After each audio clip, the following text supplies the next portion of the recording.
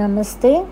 ఈవేళ స్పిరిచువల్ జర్నీలో మొన్న కొద్ది రోజుల క్రితం మా సిద్ధ గురువు గారు మాట్లాడుతుండేటప్పుడు ఐశ్వర్యం అనేది అందరూ కోరుకుంటున్నది. ఐశ్వర్యం అంటే ఏమనుకుంటారు అంటే డబ్బులు ఒక్కటే మీరు ఐశ్వర్యం అనుకుంటారు. ఎందుకనంటే మనం ఇల్లు కొనాలి అంటే అది కూడా ఐశ్వర్యమే.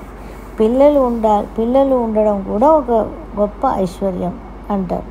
పిల్లలు లేని ఇల్లు బాగోదు, ఒక హ్యాపీగా అనిపించదు కదా. సో అందువల్ల పిల్లలు ఉండడం కూడా ఒక ఐశ్వర్యం.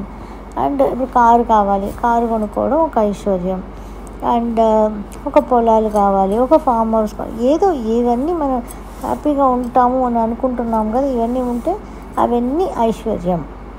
కానీ ఈ ఐశ్వర్యం అన్నిటికీ కూడా మనకు కావాల్సింది ఏంటంటే ముందుగా మనకి డబ్బులు కావాలి. డబ్బులు ఉంటేనే ఇవన్నీ కొనుక్కోగలం. కాబట్టి మనం ఎప్పుడు అనుకునేది ఏంటంటే ఐశ్వర్యంని మాత్రమే ఐశ్వర్యం అంటే మనం డబ్బు మాత్రమే అనుకుంటాము. అలా అనుకోకండి, ఇవన్నీ కూడా ఐశ్వర్యమే. దీనన్నిటినీ కొనడానికి మనకు డబ్బు కావాలి కాబట్టి వీటిని కూడా మనం ఐశ్వర్యం అని అనుకోవాలి అంటున్నారు అన్నమాట. అండ్ ఏంటంటే పూర్వకాలంలో ఐశ్వర్యాన్ని తన వశం చేసుకోవడానికి ఒక తిలకం చేసేవాళ్ళట. ఒక తిలకం అంటే ఒక బొట్టు, కాటుక లాంటి ఒక బొట్టు లాంటిది అన్నమాట, విభూతిలాగా వస్తుంది. అది చేసుకునేవాళ్ళట. ఇది 3000 సంవత్సరం క్రితం ఉన్న ఒక సబ్జెక్ట్ అంట. ఇది మా సిద్ధ గురువు గారు చెప్పారనమాట. చెప్పి ఇది నీకు అవసరం లేదు అన్నారు. నేను ఎప్పుడు ఇలాంటి వాటికి వెళ్ళాను. కానీ ఏంటంటే నాలెడ్జ్ తెచ్చుకోండి. అన్నిటికీ విషయాలు ఉన్నాయి, అన్నిటికీ ఏదైనా మనం సాధించగలం. ఏదైనా మనకి విషయాలు ఉన్నాయి మనకి తెలుసుకోవడానికి, నేర్చుకోవడానికి. అదే తెలుసుకోండి, దీని గురించి తెలుసుకోండి. కానీ చేసుకోవాలి అనుకునేవాడు చేసుకొని ఈ నాలెడ్జ్ కొరకు చెప్పు నువ్వు అని చెప్పారనమాట. ఈ నాలెడ్జ్ కొరకు నేను మీకు చెప్తున్నాను. నేనైతే డెఫినెట్గా చేసుకోను, ఇలాంటివన్నీ నేను చేయను. భగవంతుడు దేనికోసం మనకి ఏమి ఇచ్చాడో అని నేను వదిలేస్తాను అనమాట. ఏదైనా భగవంతుడి మీద నా నమ్మకం పెట్టుకొని వదిలేస్తాను అనమాట. ఇది ఎవరిష్టం వాళ్ళదే. నేను చెప్పడం నా ధర్మం అనమాట. ఎందుకంటే ఇలాగంతా ఉంది అనేసి తెలుసుకోండి అని చెప్పారు సిద్ధ గురువు గారు. కాబట్టి మనం నేర్చుకోవడం అనేది, తెలుసుకోవడం అనేది మన రైట్స్ అన్నమాట. ఆయన చెప్పినప్పుడు దాన్ని నేను మీతో షేర్ చేస్తున్నాను. దీనికి ఏమేం కావాలి, ఈ ఐశ్వర్యాన్ని వశం చేసుకోవడానికి, తమ వశం చేసుకోవడానికి ఏం కావాలి అని అంటే ఒక తిలకం అనమాట. ఇది ఒక తిలకం, ఒక బొట్టులాగా పెట్టుకునే విషయం అనమాట అంట. దీనికి ఏం కావాలి? సిన్నమన్ స్టిక్, రౌండ్గా ఉంటుంది కదా, సిన్నమన్ స్టిక్ ఒకటి, ఒక బిర్యానీ ఆకు, ఒక ఏలక్కాయలు, ఒక లవంగం, ఒక పచ్చి కర్పూరం, 5 ఐటమ్స్ కావాలి. అంతే మనకు కావాల్సింది. ఇప్పుడు ఫస్ట్ మీరు ఏం చేసుకోవాలి? బిర్యానీ ఆకుని ఇలా బీడీలాగా బాగా చుట్టేసుకొని, బీడీలాగా దాని లోపల ఈ సిన్నమన్ స్టిక్ని పెట్టేయాలి. రౌండ్గా ఉంది దాన్ని పెట్టేసి ఆ సిన్నమన్ స్టిక్ లోపల ఒక ఏలక్కీలు, ఒక లవంగం, ఒక పచ్చికర్పూరం వేసేయాలి. వేసేసి అది బయటకు వచ్చేయకుండా ఉండడం కోసం ఒక దారం వేసి మనం బీడీ చుడతారు కదా, అలా చుట్టేసుకోవాలి. అలా చుట్టేసి పెట్టేసుకోవాలి. అది పెట్టుకుంటారు. ఓకే, ఇప్పుడు మనం ఏం చేయాలి, ఎప్పుడు చేయాలి అంటే అమావాస్య తర్వాత వస్తున్న మంగళవారం, అమావాస్య తర్వాత వస్తున్న ఫస్ట్ మంగళవారం స్టార్ట్ చేయాలి దీన్ని. అంటే మన నెలలో ఒకసారి అమావాస్య వస్తుంది కదా. సో అప్పుడు మనం ఇది స్టార్ట్ చేసుకోవాలి. అంటే మంగళవారం పూటనే స్టార్ట్ చేయాలి. ఎప్పుడు స్టార్ట్ చేయాలి? సూర్య ఉదయం మొదలు కాగడానికి ఒక 5-10 నిమిషాల ముందర జస్ట్ మనకి వెలుతురు వస్తుంది, సూర్యుడు వస్తున్నాడు అనేటప్పుడు మొదలు పెట్టాలి. అప్పుడు ఇల్లంతా, ఆ లోపలే మనం ఇల్లంతా క్లీన్ చేసుకొని పసుపు కుంకాలంతా పెట్టుకొని ఫుల్ ఇల్లంతా సాంబ్రాణి వేసుకోవాలి. ఆ సాంబ్రాణి కూడా ఆల్రెడీ నేను ఒక వీడియో పెట్టాను, ఏమేమి చేసుకోవాలి సాంబ్రాణికి కంప్లీట్ నెగిటివిటీ పోవడానికి అన్నది. ఒకసారి వెతకండి.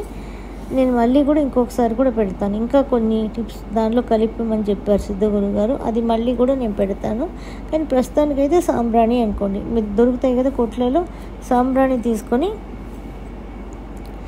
ఇల్లు మొత్తం సాంబ్రాణి వేసేయండి. వేసిన తర్వాత మీరు ఏం చేయాలి? ఒక వెండి గిన్నె ఆ వెండి గిన్నెలో ఒక గోల్డ్ కాయిన్, అది 1 గ్రామ్ అన్నా కానీ, ఒక కాసు అన్నా కానీ, ఒక తులం అన్నా కానీ, ఒక 100 మిల్లీగ్రామ్ అన్నా కానీ, 1/2 గ్రామ్ అన్నా కానీ, ఎంతన్నా కానీ గోల్డ్ కాయిన్, చిన్నదైనా సరే గోల్డ్ కాయిన్, ఆ వెండి గిన్నెలో గోల్డ్ కాయిన్ పెట్టి దానిలో కర్పూరం పెట్టి కర్పూరంని వెలిగించమంటారు. కర్పూరం వెలుగుతూ ఉండేటప్పుడు మనం ఆల్రెడీ రెడీ చేసి పెట్టుకున్నాం కదా బిర్యానీ ఆకుతోటి, దాన్ని తీసి ఆ కర్పూరంలో పెట్టాలి. కర్పూరంలో పెడితే అది వెలుగుతుంది బాగా. అది వెలిగి ఇంకా ఆరిపోతుంది, పొగ మాత్రం వస్తుంది కదా. ఆ పొగ వస్తూ ఉన్నప్పుడు ఆ పొగ మనం పీల్చుకుంటూ మనం ఏం చేయాలి, దాంట్లోది ఆ విభూది, ఆ యాషెస్ పడి ఉంటుంది కదా అందులో నల్లగా, ఆ పొగలో నుంచి ఆ యాషెస్ని తీసుకొని నుదుటి మీద పెట్టుకొని ఈ గిన్నెని ఏం చేయాలి, మనం తీసుకెళ్ళి మనం డబ్బులు పెడతాం కదా బీరోలోనో ఎక్కడో, మనం డబ్బులు పెట్టే చోటులో ఈ గిన్నెని అట్లా ఆ పొగ లైట్గా ఉండంగానే లోపల పెట్టేసేసి దీన్ని ఇది ఫస్ట్ మనం ఇది స్టార్ట్ చేసేది పూజ రూమ్లో, మనం పూజ గదిలో స్టార్ట్ చేసుకోవాలి. తర్వాత తీసుకెళ్ళి మనం డబ్బులు పెట్టే చోట్లో పెట్టేసుకోవాలి. ఈ పెట్టేసుకున్నాము. తర్వాత ఎవ్రీ ట్యూస్డే మాత్రమే దానిలో నుంచి కొంచెం తీసుకొని విభూదిలా ఉంటుంది, బూడిదలా ఉంటుంది, అది ఎంత భస్మం అయిపోయి ఉంటుంది కదా, దాన్ని తీసి మనం నుదుటి మీద పెట్టుకోవాలి ఎవ్రీ ట్యూస్డే. పెట్టేసుకుని మనం ఏమనుకోవాలి, నేను ఐశ్వర్యంతో చాలా హ్యాపీగా సంతోషంగా ఉంటున్నాను, ఐశ్వర్యంతో నేను చాలా హ్యాపీగా సంతోషంగా ఉంటున్నాను అని మనసులో అనుకోండి. అది 1 సారో 2 సార్లు 3 సార్లు మీ ఇష్టం అనుకోండి. ఇది ఎన్ని రోజులకు చేయాలి అంటే మనం 40 మంగళవారాలు చేయాలట. ఇది 40 మంగళవారాలు అంటే 1 ఇయర్ అవుతుంది. 42 వారాలు కదా, 40 వారాలు చేస్తే మనకేంటంటే లైఫ్లో ఎంత చేంజ్ వస్తుంది అని చేసి చూసి చెప్పండి అన్నారు. చేసుకునేవాళ్ళు చేసి చూసి చెప్పండి, అసలు లైఫే తిరగబడిపోతుంది అంటున్నారనమాట. పూర్వకాలం అందరూ చేసుకునేవాళ్ళట, ఇలాంటివన్నీ చేసుకుని వాళ్ళంతా హ్యాపీగా, కావాల్సిన వాళ్ళు హ్యాపీగా ఉన్నారు. ఒక్కొక్కరు మైండ్ లాగా ఒక్కొక్కటి ఉండదు కదా. నాకు ఇంకా ఆస్తిపాస్తులు కావాలి అనుకునే వాళ్ళు ఉంటారు, నాకు ఉన్నది చాలు అనుకునే వాళ్ళు ఉంటారు, ఇలాంటి వాళ్ళు ఉంటారు. పూర్వంలో ఇలా అంతా చేసుకున్నారు అన్నది మాత్రం నిజమంట. సో ఇలాంటిది ఐశ్వర్యాన్ని తన వశం చేసుకోవడానికి ఒక చిన్న తిలకం అన్నమాట. అంటే తిలకం మనం నుదుటి మీద పెట్టుకుంటాం కదా, దానివల్ల దీనికి ఆ పేరు ఉందన్నమాట. ఐశ్వర్యం తన వశం చేసుకోవడానికి ఉపయోగించే తిలకం. ఓకేనా? ఇది చాలా ఈజీగానే ఉంది, పెద్ద కష్టమైతే ఏం కాదు. కష్టమైతే డెఫినెట్లీ కాదు. చేసుకోకపోవడం అనేది మీ ఇష్టం. సిద్ధగురు గారు ఇలాంటివన్నీ ఉన్నాయి మన హిందూయిజంలో అందరికీ తెలిసినవి, మన సిద్ధ గురువులు చేసినవి అన్నీ రాజుల కాలం దగ్గర నుంచి ఉన్నాయమ్మా. ఇలాంటివన్నీ అన్నీ చెప్తుంటే ఇది అందరికీ షేర్ చేయమంటారంటే షేర్ చేయి, తప్పేం లేదు. తెలుసుకొని ఇలాంటివన్నీ ఉన్నాయని కావాలంటే వాళ్ళు చేసుకుంటారు, దానిలో ఏం తప్పు లేదు కదా అని చెప్తారనమాట. అందువల్ల మీతో ఈ విషయం షేర్ చేస్తున్నాను. మీరు ఇంకా చేసుకునే వాళ్ళు ఉంటే చేసుకొని ఈ 40 వీక్స్ లోపల మీ లైఫ్ ఎలా మారుతుంది అనేదాన్ని కూడా మాకు దీనిలో కమెంట్స్లో తెలియజేస్తే అవతల వాళ్ళకి యూజ్ అవుతుంది. Thank you for watching.